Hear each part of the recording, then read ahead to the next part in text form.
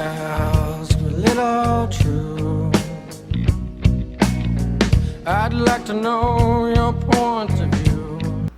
Hi everyone, welcome to Evening TV. I'm Evening Ransom, and with everything going on, I decided to go ahead and address the elephant in the room, which is Donald Trump and this event that went on at the Capitol, with the riots going on at the Capitol. Before I get started, I just want to say that these are my opinions, my thoughts and opinions only. It's not something that everyone has to buy into. I'm not trying to say that I'm in any kind of position to diagnose him with anything, and what I'm basically basing this opinion on is the analysis of psychologists that I've heard, even from all the way back to the beginning of the presidency, all the way on through, and his consistent behavior and consistent things that he's done throughout the 4 years.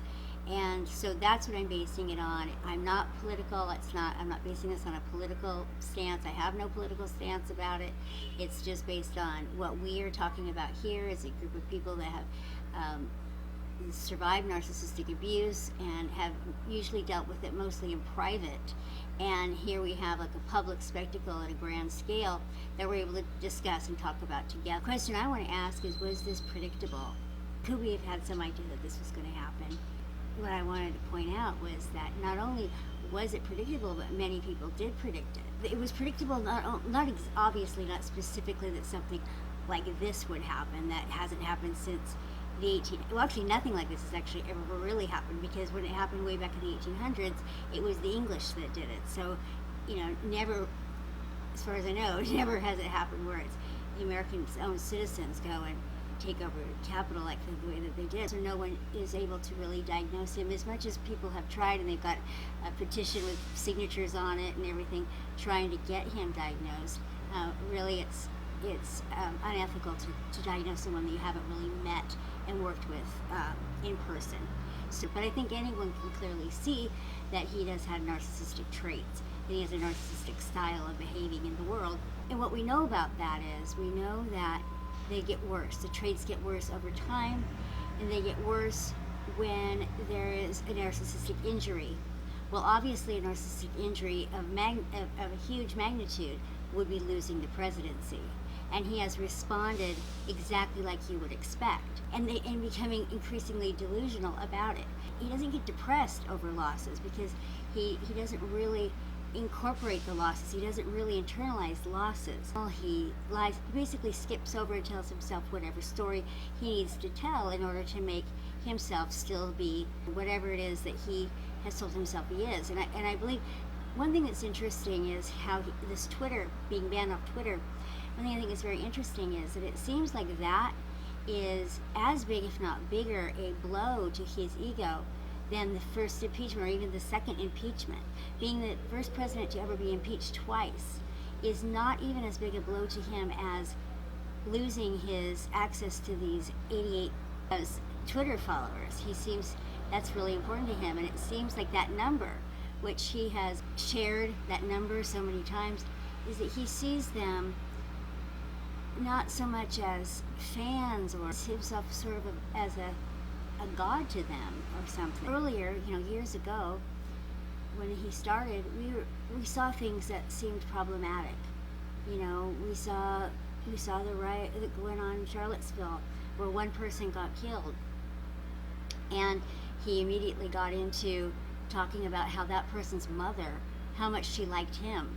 So somehow he managed to turn that whole thing around to being, that was clearly a racial thing, and someone got killed in it, and he turned it around to being, there was fault on both sides, and boy, this person really loves me. And so it was upsetting, to say the least, and strange for sure. Well, it's progressed with a million other things that have happened also in between. We look at like the impeachment hearing of, say, Clinton, and you just can't help but think how innocent all of us were when that happened. How innocent that sounds now compared to where we've gotten to here with Trump. I mean, the fact that he basically incited a riot where 5 people were killed, and he doesn't care about those people. He asked those people to go do something. He charged them up. He did say nonviolent, but really he was speaking about something getting stolen. He was creating a huge sense that there was this conspiracy theory, that something happened that didn't happen, that couldn't have happened. It was impossible for it to happen, but he basically told these people who he sees as worshipers, a lie. He told them a lie. Psychology of the country in the first place. But what we've seen happen throughout the 4 years was predictable, and plenty of people were predicting it. So not only was it predictable, but people were predicting it, and we've seen it kind of unfold almost on a daily basis. It's not really so much a political thing, because I'm not a political person. I really don't enjoy politics. I don't pay a lot of attention to politics. Rarely do we get to see such a overt display publicly where we can discuss it. Usually as survivors we can see is that a lot of times what's happening in private, things that are confusing to us and private to us that no one else understands or sees, we're now getting to see in sort of bigger than life scenarios where we can discuss it and we can watch it sort of outside of ourselves, and that's helpful in a lot of ways. I mean, it's as scary as it is. I guess the silver lining, if you want to, find something good about it, which I'm always trying to do. I'm always forever trying to find something good in the bad. And so the good in this is that, we, first of all, the country is getting more familiar with narcissism, hopefully, with how that plays out. Hopefully it won't be as foreign or as unfamiliar as it has been in the past. My hope is that that's changed. And I think that, if anything, Donald Trump has helped that, because there's been a discussion. That word has been heard for 4 years nonstop, and so people have a greater understanding of what it is, I'm hoping. It kind of could have a flip side, too, where it's sort of like that's the catch-all word, and so no one's listening to it, but I'm hoping for the best. It also is a validating experience. So most of us survivors can relate to that to some degree.